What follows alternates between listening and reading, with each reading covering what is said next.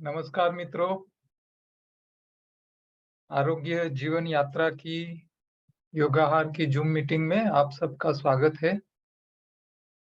आप सब योगी आत्माओं, जो योगी आत्मा इसीलिए कहता हूँ कि आप अपना खुद का तो ध्यान रखते ही हो, लेकिन साथ में अपने फैमिली मेंबर्स से लेके आपके साथ जुड़े हुए जितने लोग हैं, आपके साथ फैमिली मेंबर्स हो या अड़ोस-पड़ोस हो या फ्रेंड्स हो, सबकी आप चिंता करते हो। योगी इसी को बोलते हैं जो दूसरों के लिए जीता है। हमारी देश की संस्कृति यही रही है कि लोग अपना जीवन अपने खुद के अकेले के लिए नहीं जीते हैं। हमने देखा है कि गुजरात राज्य योग बोर्ड ने जितने भी योग टीचर्स तैयार किए हैं, इसमें से ज्यादातर लोग, जो लोग योग क्लास चलाते हैं, उनको मेहनताना जो मिलता है वो तो उसकी कोई कीमत ही नहीं है। 100 रुपया हर रोज का एक क्लास लेने का वो मेहनताना नहीं है, ये तो सिर्फ सपोर्ट है। लेकिन जो योग क्लास चलाने वाले लोग हैं, जो टीचर्स हैं, उन लोगों को मैं नमन करता हूँ, क्योंकि वो खुद के लिए अकेले योग कर सकते थे घर पे बैठ के, जितनी जरूरत है इतना।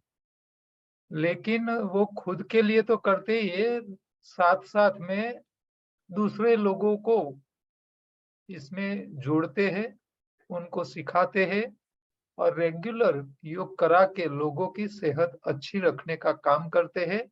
और मेरे हिसाब से लाखों करोड़ों रुपया सरकार के खर्च करने के बाद जो डॉक्टर्स बनते हैं, उन लोगों से कई गुना ज्यादा अच्छा काम हमारे टीचर्स कर रहे हैं। मुझे गर्व है ऐसे लोगों को कि हमारे देश में ऐसे योग टीचर्स हैं जो दूसरों की भलाई का सोचते हैं और लोगों को योग सिखाते हैं, करते हैं, लोगों को हेल्दी रखते हैं। तो यहाँ आज हम चर्चा करेंगे कि योग से बेनिफिट कैसे मिलता है। एक्सरसाइज जिम करने के हिसाब से योग में बेनिफिट क्यों मिलता है और अच्छा क्या है? क्या जिम करना अच्छा है या योग करना अच्छा है? योग की ऐसे तो योग की व्याख्या ऐसी है कि आप जो भी काम करते हो, इसको अच्छी तरह करने का प्रयत्न करो, वही योग है। लेकिन यहाँ हेल्थ के बारे में हम योग की बात करते हैं तो यहाँ आसन और प्राणायाम आते हैं। आसन और प्राणायाम, तो आसन और प्राणायाम दो कैसे बेनिफिट देते हैं हमको। तो जब आप प्राणायाम करते हैं तो प्राणायाम में जो नाम है वैसे उसके गुण है। आपके प्राणों का आयाम, प्राण की एक्सरसाइज, उसको प्राणायाम बोलते हैं। तो आप सबको पता ही है कि हमारा शरीर जो है वो आप चेक करो तो आपके शरीर के अंदर छोटे छोटे सेल सेल इकट्ठा होते हैं तो टिश्यू बनते हैं, टिश्यू से ऑर्गेन बनता है, अंग बनते हैं। हर अंगों हर अंग ऑर्गेन को जिंदा रहने के लिए उसको कैलोरी चाहिए और कैलोरी बर्न करने के लिए ऑक्सीजन चाहिए। हर सेल को एक नया सेल बनाना है तो उसके लिए रॉ मटेरियल यानी कि न्यूट्रिशन चाहिए और वो सेल बनाने का जो सिस्टम से वो काम करना चाहिए। तो आप शरीर को चेक करोगे तो आपके शरीर के अंदर ये पूरी सिस्टम मैनेजमेंट हो पाए इसके लिए एक तो प्राणमय शरीर होता है, जहां हर सेल तक ऑक्सीजन पहुंचाने की एक व्यवस्था है, जिसको प्राणमय शरीर बोलते हैं। हम जो यहाँ नाक से जो श्वास भरते हैं वो फेफड़ों में जाता है, फेफड़ों में से वो ऑक्सीजन हमारे खून में जाता है, हमारे खून में जो हीमोग्लोबिन है वो हीमोग्लोबिन ऑक्सीजन को पकड़ता है, उसके साथ जोड़ता है और वो हीमोग्लोबिन खून के साथ घूमता हुआ शरीर के एक-एक ऑर्गन, एक-एक टिश्यू, एक-एक सेल तक जाता है और वहाँ ऑक्सीजन पहुँचता है। साथ-साथ में कैलोरी भी पहुँचती है, यानी कि शक्ति। शक्ति कहाँ से मिलती है? आप जो खुराक खाते हो वहाँ से। जैसे आपने रोटी-चावल खाया, तो वो जो कार्बोहाइड्रेट्स आप खा रहे हो, वो कार्बोहाइड्रेट्स को अपने शरीर की सिस्टम्स उसको तोड़ के ग्लूकोज के फॉर्म में कन्वर्ट करती है और वो ग्लूकोज का छोटा-छोटा कण खून के साथ घूमता हुआ सेल तक जाता है और सेल के अंदर ये ऑक्सीजन भी जाता है और एक ग्लूकोज का एटम भी जाता है। ये ग्लूकोज सेल के अंदर जाता है, वही उसका बर्निंग होता है। वो बर्निंग होने के बाद जो ऑक्सीजन था वो कार्बन डाइऑक्साइड बन जाता है। बर्निंग होने के बाद जो एनर्जी मिलती है, ताकत मिलती है, शक्ति मिलती है, जो गर्मी पैदा होती है, वो गर्मी हमारे शरीर का बॉडी का टेम्परेचर मेंटेन करता है और आपके शरीर में जो काम करने की शक्ति या जो भी है, क्योंकि काम करने की जो शक्ति है, वो सब मसल्स उसको मैनेज करते हैं। तो आपके मसल को लंबा भी होना है, एक्सट्रैक्ट भी होता है, कॉन्ट्रैक्शन भी होना है, यानी खींचना भी है और अ, लूज़ भी होना है। तो उसका बड़ा होना, छोटा होना, बड़ा होना, छोटा होना, ये हमारे मसल की एक्टिविटी है। तो मसल के हिसाब से आप काम कर पाते हो। ऑक्सीजन आपके सेल को जिंदा रखने के लिए काम में आता है। आपके सेल को जब डैमेज होता है, मसल को जब डैमेज होता है, तो वहाँ जो डैमेज हुआ है उसके वहाँ नए मसल्स बनाने पड़ते हैं। तो वो जो नए मसल बनाने के लिए उसको रॉ मटेरियल चाहिए जिसको हम न्यूट्रिशन कहते हैं, पोषक तत्व कहते हैं। तो वो भी हम खुराक में साथ में खाते हैं। तो मसल, खून का पूरा परिभ्रमण यानी कि रुधिराभिसरण तंत्र और साथ-साथ में ये सारा काम जो मैनेजमेंट है, उसको जो करंट चाहिए, इलेक्ट्रिसिटी, वो इलेक्ट्रिसिटी पहुँचाने का काम कौन करता है? चेतातंत्र। मान लो आपके पैंक्रियाज को कितना इंसुलिन सिक्रेशन करना है, वो ऑर्डर आपके माइंड से, आपके चेताओं द्वारा, आपकी करोड़रज्जु के अंदर से होता हुआ एक पूरा वायर आपके पैंक्रियाज तक जाता है। तो उसका काम है ऑर्डर, सिग्नल भेजना। जैसे हम टेलीफ़ोन पे बात करते हैं तो हम यहाँ बोलते हैं, तो रिसीवर रिसीव करता है, उसको करंट में कन्वर्ट करता है, सामने वाले फ़ोन में जाता है और वही करंट आवाज़ में कन्वर्ट हो जाता है, फिर सामने वाले को सुनाई देता है। तो इसी तरह हमारे शरीर में हर एक ऑर्गन को हमारा जो मगज है, जो छोटा मगज बोलते हैं जिसको, इसको सबकॉन्शियस माइंड भी बोलते हैं। तो वो मगज वो चेता के रूप में ऑर्डर भेजता है, करंट पसार होता है, वो करोड़रज्जु से होता हुआ ऑर्गन तक जाता है और आपके हृदय को भी करंट पहुँचता है, मैसेज पहुँचता है कि तुमको कितने पल्स रखना है, कितना दबाव पैदा करना है, बीपी कितना प्लस माइनस करना है, वो मगज से ऑर्डर पहुँचता है। आपके पैंक्रियाज को कितना इंसुलिन सिक्रेशन करना है, वो आपके मगज से ऑर्डर पहुँचता है। तो यहाँ 3 सिस्टम जो है हमारे शरीर की, जो एक दूसरे के साथ तालमेल रख के काम करते हैं। एक तो है रुधिराभिसरण यानी कि खून का परिभ्रमण, इसके साथ ऑक्सीजन यानी कि प्राण वायु। तो प्राण का जो सप्लाई है, वो कम नहीं होना चाहिए। आपकी जो ऑर्डर्स मगज से लेके ऑर्गन तक जो जाना है, स्नायु को भी काम करना है, आपकी उंगली को ऐसे काम करना है, तो ये उंगली ऐसे काम नहीं करती है। ये उंगली को काम करने के लिए मगज से सोच में सोचता हूँ कि मेरी उंगली को हिलाना है, तो ये सोच मगज लेती है, मगज वहाँ से ऑर्डर करती है, वो चेता द्वारा ये उंगली तक आता है और उंगली का जो मसल है, ये जो नस दिख रही है आपको, देखो ऐसे ऐसे करता हूँ तो ये नस या तो लंबी होती है या तो शॉर्ट होती है। शॉर्ट होती है तो उंगली सीधी होती है और लंबी होती है तो उंगली मोड़ती है। तो ये मसल जो है उसको काम करने का ऑर्डर कहाँ से मिलता है? मगज से। तो ये ऑर्डर कैसे पहुंचता है उनके पास? चेता द्वारा, चेता तंत्र द्वारा। अच्छा, ये मसल को काम करना है तो ताकत चाहिए, कैलोरी चाहिए, शक्ति चाहिए। तो ये शक्ति कहाँ से उसको पहुंचती है? तो आपने जो खुराक खाया है वो डाइजेस्ट होके खून में गया है।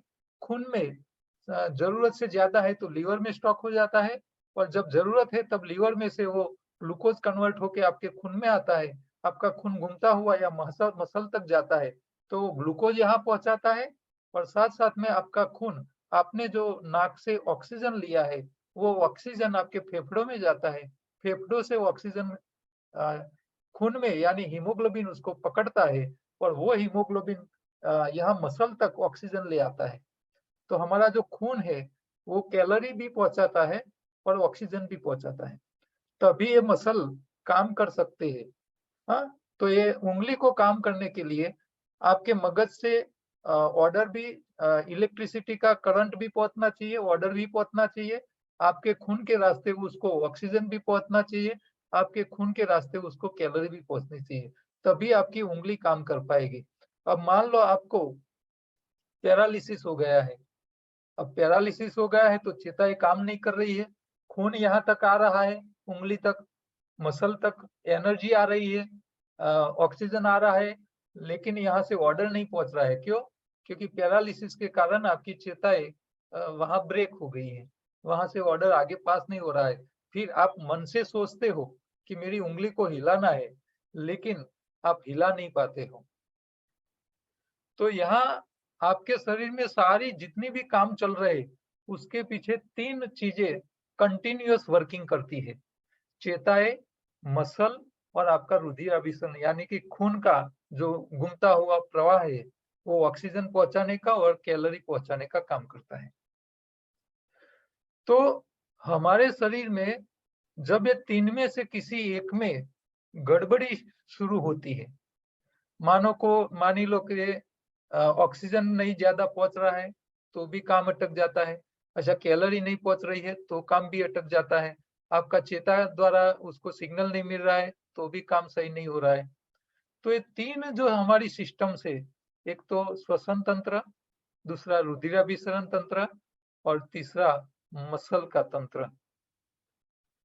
तो ये तीन तंत्र हमारे परफेक्ट एक दूसरे के साथ कोऑर्डिनेशन करके चलने चाहिए।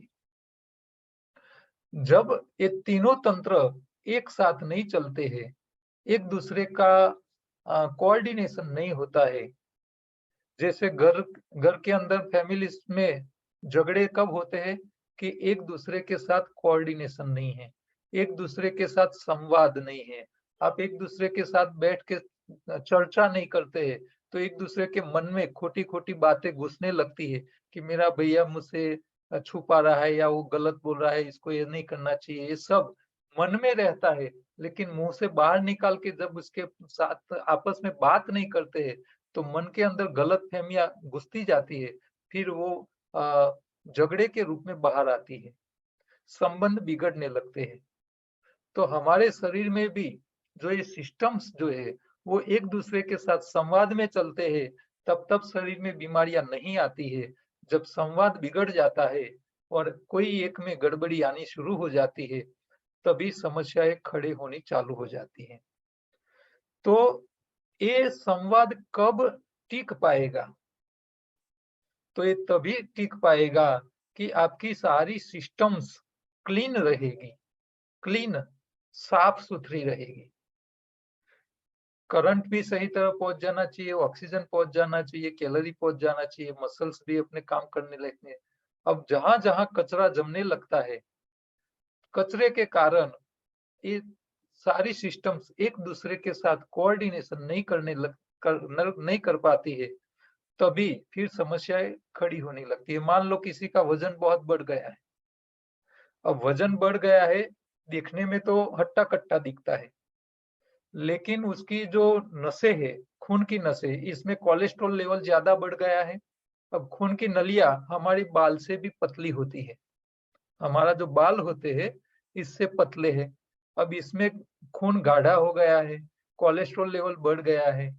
अब उसके मसल को काम करने के लिए जो ऑक्सीजन लेवल का सप्लाई पहुंचना चाहिए वो क्वांटिटी पहुंच नहीं रही है, कैलोरी पहुंच नहीं रही है। फिर क्या होगा, वो हट्टा कट्टा दिखने वाला व्यक्ति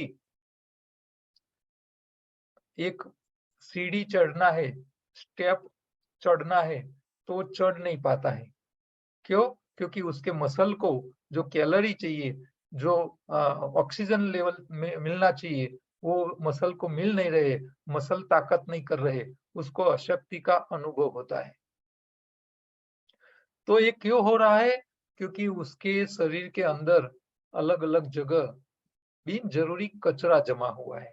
ये कचरा कब जमा होता है कि जब व्यक्ति चबा के नहीं खाता है, रस करके नहीं बेचता है, तो अब क्या होता है कि खुराक रस नहीं होता है तो अच्छी तरह डाइजेस्ट नहीं होता है। अच्छा चबाता नहीं है तो रस जो जाना चाहिए जठर में, हम जब खुराक खाते हैं तो जितना खुराक पेट में जाता है उतनी मुंह की सलाइवा साथ में जानी चाहिए। यानी कि आधा खुराक से जठर भरना चाहिए और आधा सलाइवा से। अब इसकी जगह आपकी सलाइवा कम गई तो आपने खुराक ज्यादा खा लिया। अब खुराक ज्यादा गया, सलाइवा कम गई, डाइजेशन अच्छा तरह होता नहीं है, आंतों में गंदगी बढ़ने लगती है और ज्यादा खुराक जो भी थोड़ा डाइजेस्ट होता है वो खून में जाता है और जरूरत से ज्यादा खून में जाता है। अब वो खून में तो चला गया लेकिन शारीरिक श्रम के अभाव में, एक तो जरूरत से ज्यादा खा लेता है, शारीरिक श्रम के अभाव से वो खुराक जो खून में गया है वो डाइजेस्ट होता नहीं है, सही तरह खत्म नहीं होता है, फिर वो खून में घूमता रहता है, फिर वो चर्बी में कन्वर्ट होने लगता है, खराब कोलेस्ट्रॉल में कन्वर्ट होने लगता है। फिर वो चर्बी वाला खून जो होता है वो गाढ़ा होने लगता है। फिर ये हमारी जो बाल जितनी पतली छोटी नलिका है इसके अंदर उसके ब्लॉकेज होने लगते हैं, रास्ते सिकड़ जाते हैं, जो प्रवाह जितना खून अंदर प्रवाहित होना चाहिए उतनी क्वांटिटी में खून पहुंच नहीं पाता है। अब खून ज्यादा नहीं पहुंचता है तो ऑक्सीजन ज्यादा नहीं पहुंच पाता है, कैलोरी ज्यादा पहुंच नहीं पाती है, फिर वो मसल इतना काम नहीं कर पाते हैं। फिर उसको एक मंजिला भी एक मकान की सीढ़ी चढ़नी है उसको तो वो मुश्किल लगता है, उसके मसल काम नहीं कर पाते हैं। तो शरीर में सफाई बहुत जरूरी है और आपको सफाई रखने की टेंशन लेनी ही नहीं है कि भाई शरीर को साफ करने की नौबत ही नहीं आए। तो इसके लिए सबसे अच्छा उत्तम रास्ता क्या है कि आप जो भी खाओ उसको चबा चबा चबा चबा चबा चबा के रस करके पियो। आधा खुराक आधा रस, मुंह की सलाइवा, ये रस होके जाएगा तो जरूरत से ज्यादा खाओगे नहीं। जो भी खाओगे अच्छी तरह डाइजेस्ट हो जाएगा, कॉन्स्टिपेशन बनेगा नहीं, बीमारी आएगी नहीं, खून में जो खुराक जाएगा उसका भी सही तरह उसका जो कन्वर्जन करना है शरीर में जाके ग्लूकोज में कन्वर्ट करना है या लीवर में उसका स्टॉक करना है, तो ये सारी प्रोसेस अच्छी तरह हो जाएगी। आपकी खून की गाढ़े जो थिकनेस जो गाढ़ा हो जाना चाहिए वो होगा नहीं, वो मीडियम मॉडरेट रहेगा, उसकी लिक्विडिटी मेंटेन रहेगी। अच्छा, शरीर में कचरा इकट्ठा ही नहीं होगा, पतली खून की नलियां है उसमें से ऑक्सीजन अच्छी तरह पहुंच पाएगा, कैलोरी अच्छी तरह पहुंच पाएगी, मसल तक जो सप्लाई होना चाहिए वो अच्छी तरह मिल जाएगा। फिर आपके मसल को काम करने में कोई दिक्कत ही नहीं आएगी। आप 2 मंजिले क्या 5 मंजिले भी आराम से चढ़ पाओगे। तो ये सफाई बहुत जरूरी है।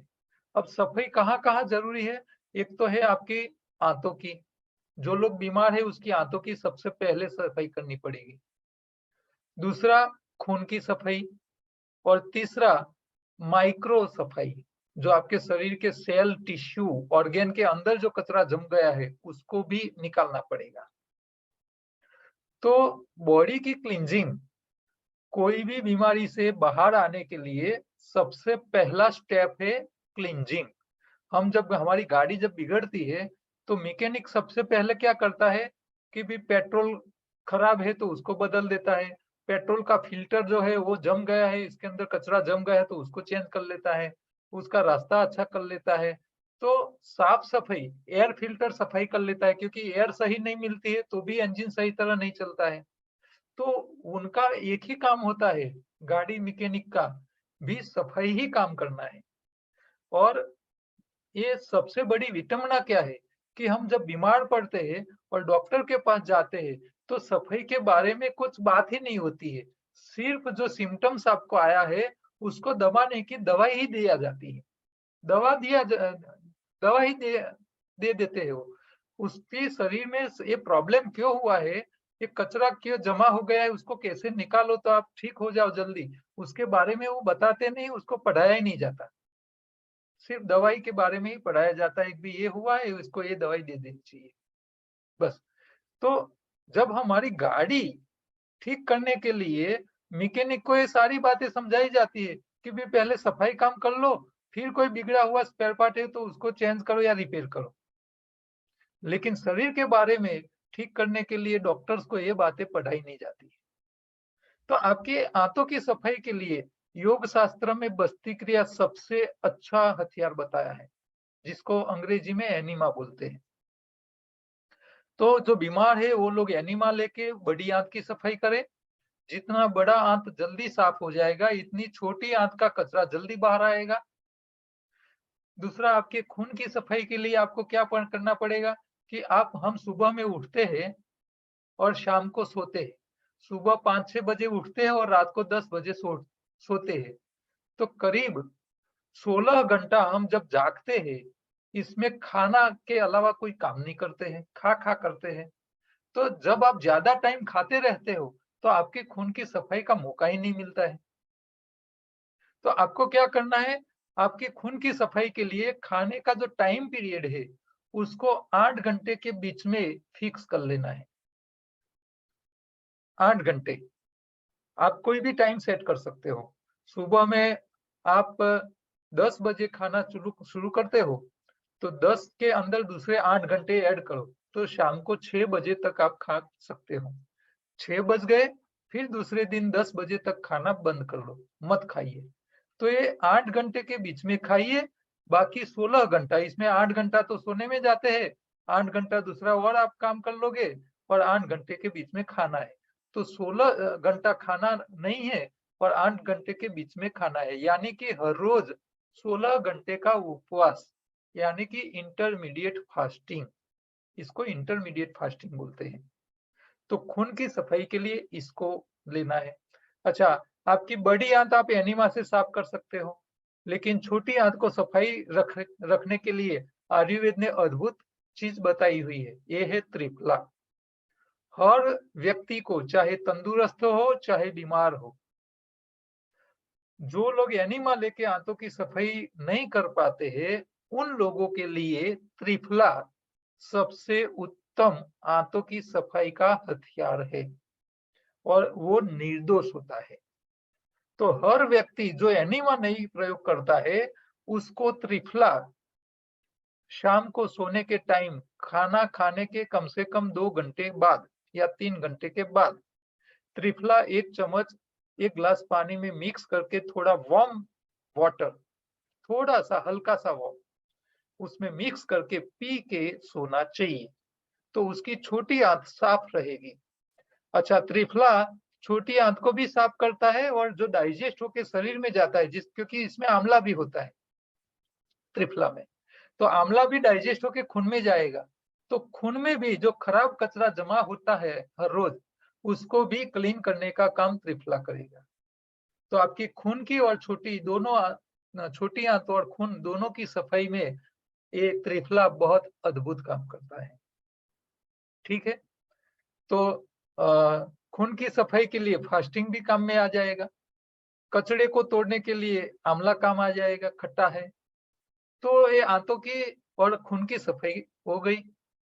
अब रही आपकी जो सेल और टिश्यू जो है, जो ऑर्गेन है, ये ऑर्गेन के अंदर के कचरा जो है, उसको तोड़ने के लिए, क्योंकि वो माइक्रो कचरा है, क्योंकि हमारे टिश्यू जो है, वो सेल इकट्ठा होने के बाद बनते हैं।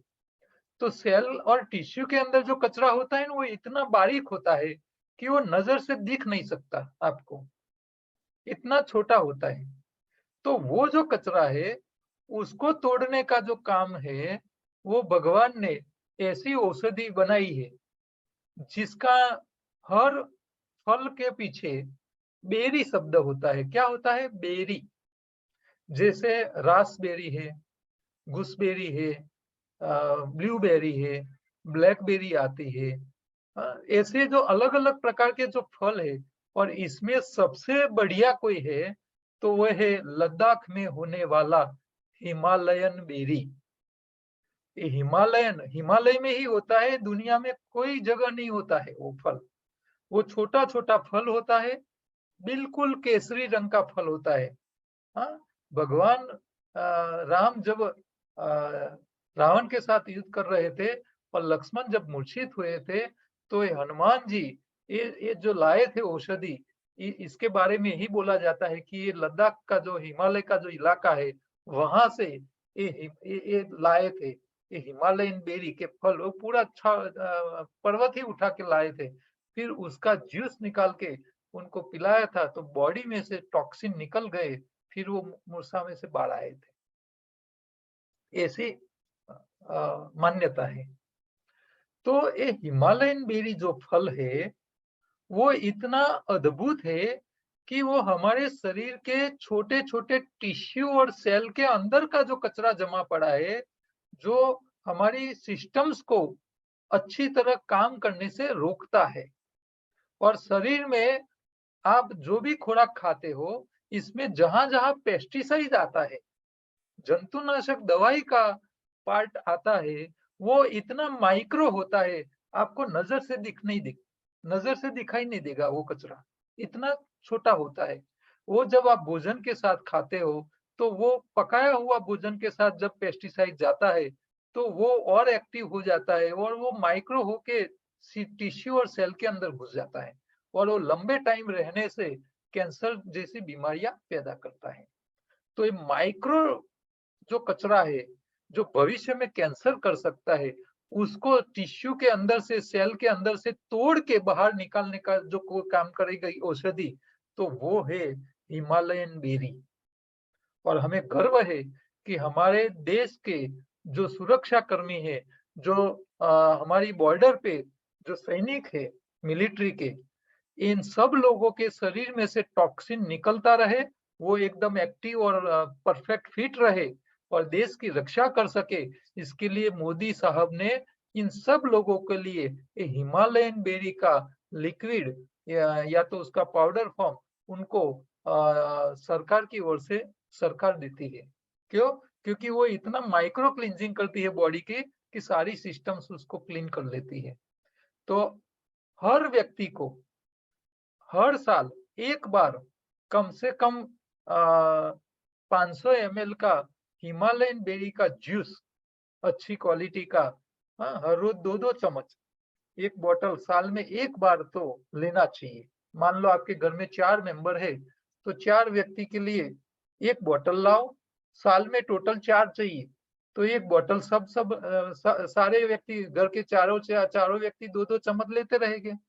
मान लो 15-20 दिन में खत्म हो जाता है, 20-25 दिन में एक बोतल, फिर 2 महीने के बाद दूसरी एक बोतल लाओ, फिर 1-2 महीने के बाद दूसरी एक बोतल लाओ। ऐसा करके एक साल में 4 बोतल 4 व्यक्ति के लिए। क्यों? क्योंकि हम जो भी खाते हैं, वो सारा खुराक, चाहे आप अपने घर पे ही खाते हो, मार्केट से लाके कुछ नहीं खाते हो, लेकिन आप जो घर पे भी खुराक लाते हो, जो अनाज खाते हो, जो दालें खाते हो, जो सब्जी लाके खाते हो, जो फल खाते हो, वो सारे फल, सब्जी, आपको पता ही है कि आज खेतों में क्या हालत है। जब फसल ही दवाई खा के जीती है, तो मनुष्य को तो दवाई खानी ही पड़ेगी। आज सब जगह जो भी फसल पैदा होती है, प्राकृतिक तरीके से 1% भी खेती नहीं हो रही है। हमारे देश को सबसे कोई ज्यादा जरूरत है, तो अपने देश के सारे खेडूत को प्राकृतिक खेती की ओर ले जाना है, उन लोगों को पेस्टिसाइड इस्तेमाल करने से रोकना है, और वही बिना दवाई का ही खान पीन का जो भी सामान है वो पैदा करें। उसके लिए उसको प्रमोट करना है, उनको प्रोत्साहित करने की आवश्यकता है और सरकार इसके ऊपर बहुत अच्छी तरह काम कर रही है। हमारे गुजरात में करीब 1 लाख प्राकृतिक खेती करने वाले खेडूत जिन्होंने ट्रेनिंग ले ली है और वो अपना काम कर रहे हैं और आगे आने वाले समय में भी जुड़ जाएंगे। तो अभी इतनी खराब हालत है, लेकिन 5 साल के बाद आपको खान-पीन का सामान भी नेचुरल प्राकृतिक मिलने लगेगा। लेकिन तब तक आपको आपके शरीर में जो भी खुराक आ रहा है मार्केट से, वो जो आप खा रहे हो, वो सारा खुराक का जो कचरा है, जो टॉक्सिन है, जो ज़हर है, वो ज़हर आपके शरीर के टिश्यू और सेल में रुक के रहेगा, तो आज नहीं तो कल लंबे समय के बाद कैंसर होने की समस्या बढ़ने वाली है। और डब्ल्यूएचओ ने ऐसा अ अ, ऐसा प्रिडिक्ट किया है, भविष्यवाणी की है कि अगले 5 साल के अंदर जो लोग मरेंगे, वो मृत्यु के दर में जो मरने वालों की संख्या होगी, इसमें 25% से ज़्यादा लोग सिर्फ़ और सिर्फ़ कैंसर से मरते हुए लोग मिलेंगे। तो एक कैंसर का बीमारी जो है, वो आने वाले समय में इतना फैलने वाला है कि लोगों को पता ही नहीं चलेगा क्यों हो रहा है। तो हमारे शरीर में टॉक्सिन निकालने के लिए आप जो फल का नाम के पीछे बेरी शब्द लिखा हो, ऐसे फल आप जब-जब मौका मिले वो खाते रहिए और इसमें हिमालयन बेरी से अच्छा कोई फल नहीं है। तो हमको ये कहते भी गर्व है कि हमारा सेंटर जो है शाहीबाग अहमदाबाद में, गांधीनगर में, वहाँ अच्छी क्वालिटी का हिमालयन बेरी का 500 एमएल का बॉटल जो आप ऑनलाइन लेने जाओ, तो उसकी कीमत होती है ₹1300। वही बॉटल आपको करीब 25% से ज़्यादा डिस्काउंट रेट में आपको 25 से 40% ज़्यादा डिस्काउंट में आपको वहीं उपलब्ध हो जाती है।